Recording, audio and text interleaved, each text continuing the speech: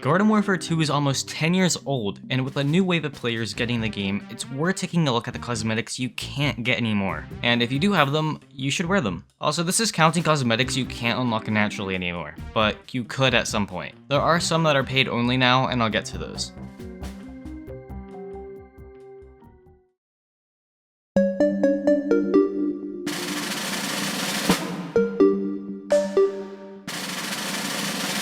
At Garden Warfare 2's launch, there weren't any Garden Warfare 1 cosmetics in the game except for 5, all locked beyond the Sentry Pack. This was only available for a year and only for players who reached rank 100 or higher in Garden Warfare 1 and transferred their progress. The 5 cosmetics are Stinky the Snail for Pea Shooter, Wizard for Sunflower, Warburger for Foot Soldier, Zombie Shuttle for Scientist, Red Ramling Hood for All-Star. These are some of the rarest cosmetics in the game due to the exclusive time window. You had from launch to about a year later to get these, and then they were gone forever. All of the cosmetics got retextured in the jump between games, and some got new effects, like the stars on the wizard hat moving. The hat's Mission Control and Mascot Monster got renamed to Zombie Shuttle and Red Ramling Hood for whatever reason. Mission Control had fire effects from the rockets in the first game, but doesn't in the sequel. Some hats also lost their reflectiveness because I don't know. The wizard hat is one of the best cosmetics from the first game, so I'm glad to see it here. The others could have been better picks though.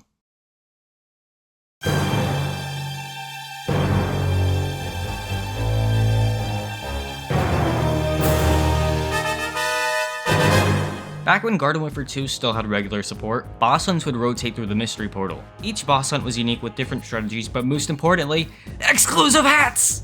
Each boss hunt gave a different reward depending on the difficulty. The Sasquatch's reward on normal mode is the Sasquatch's cap for Pea Shooter, which is a Russian Ushanka. On hard mode, you got the gem version. On crazy mode, you got the scrumptious version. To get the silver, gold, and diamond variants, you had to replay the boss hunt multiple times. So to get all 6 versions, you had to grind a lot. The same logic applies to the other boss hunts. This hat is one of the best in the game, especially considering most Garden Warfare 2 cosmetics go for looking stupid rather than looking fashionable. The brothers Gnomus, aka the 4 Princes, give the brothers Gizmo crown for Foot Soldier. This one is pretty ugly to be honest. It is way too gimmicky to be appealing and the variants do not save it. The reward for completing Spooky Squash is the Spooky Squash's bucket for Scientist. Again, the trend of silly hats continues, but at least this one kind of works. You could wear this during Halloween and it'd fit in well. The other variants remove the Halloween orange and make it look worse. Lastly, we have the Yeti King, and his reward is the Yeti King's crown for Colonel Corn. Very good looking hat. Unfortunately, it's another victim of every other variant looking worse than the original. Except maybe the gem variant. That one is pretty nice.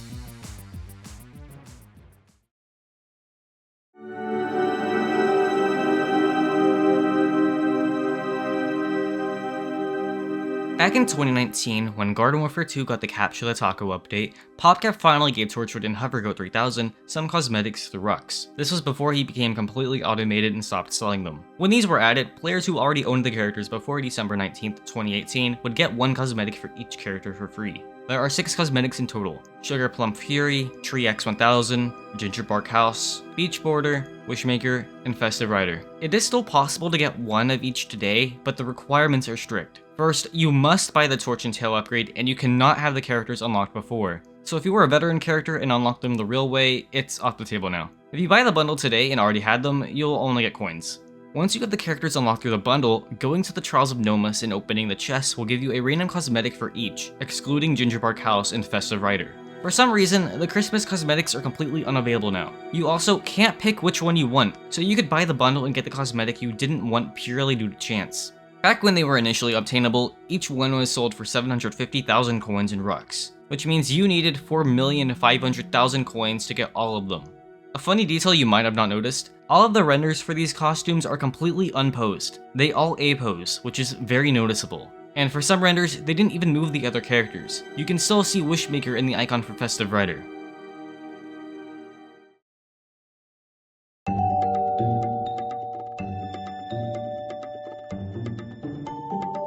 PvZ Heroes is kind of the black sheep of the franchise. It didn't do amazing, but it's not exactly unpopular either. Back when the game was new, EA was very worried about Garden Warfare players only playing Garden Warfare and nothing else. So they released exclusive cosmetics based on heroes to get people to try that game. 2 of them are still obtainable today: Green Shadow for Pea Shooter and the Smash for Super Brains. You can get those by linking PvZ Heroes to the same EA account you used for Garden Warfare 2. The rest were released exclusively in Rux for 250,000 coins each. There were packs in the files for each team containing all Heroes hats, but to my knowledge, those packs were never actually released. The Heroes hats include Solar Flare for Sunflower. You can wear this on Fireflower for a pretty accurate look. Spadal for Chomper. This hat honestly looks like something that could be real merch. It doesn't scream Spadal very loudly since it's just a potato mine, but it still looks good. Spadal's whole thing is his body shape, so it's impossible to fully translate that into a head cosmetic. Grass Knuckles for Cactus. This one goes further than just a hat, which is cool. It changes Cactus's organics too, giving her karate tape around her arms. Very nice. Walnut for Citron. Walnut is another character that's hard to translate as a hat. It works in concept, but it clashes heavily with Citron's suit color and removes his cool sunglasses, which is unforgivable. It looks a bit better on Electro Citron, but still not something I'd willingly wear. Nightcap for Rose. This one turned out surprisingly good. It works well with Rose's head shape, fits nicely with her cape, and the red-purple combo looks great. It even gives her eyeliner that looks amazing with Necros. Captain Combustible for Colonel Corn. Captain Combustible is literally a tree stump, so they had to shrink him down. I don't know why they didn't make him a costume for Torchwood instead, but at least as a hat, it looks really cool. Rust Bolt for Foot Soldier. This one is accurate to Rust Bolt's design, but it does not look good on any soldier. It clashes with basically all of them except maybe Scuba Soldier. Amortica for Engineer. This one is just funny because Engineer is like the least Amortica coded character alive. It doesn't really fit with any of his variants either, but at least he gets some killer eyelashes. Professor Brainstorm for Scientist. Thematically it fits, but it clashes a lot with Scientist designs. It does look good on Archaeologist and Paleontologist though. Electric Boogaloo for All-Star. And here's where the pattern really shows. A lot of the zombie cosmetics just do not sit well on the core designs because the zombie heroes are built as completely unique characters, while the plants are just plant in a costume. So Green Shadow fits, but most zombie hats end up clashing. Neptuna for Captain Deadbeard. This one is actually great. Fits thematically, looks good, and the octopus is a plush, which makes it cuter. Infinity for Imp. Infinity is just an imp, so this one looks natural. It works with most imp variants and matches their color schemes. Very, very good hat.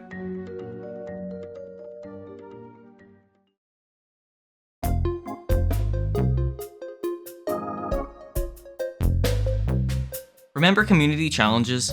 Good times. There were a handful of hats that you could only get from completing them.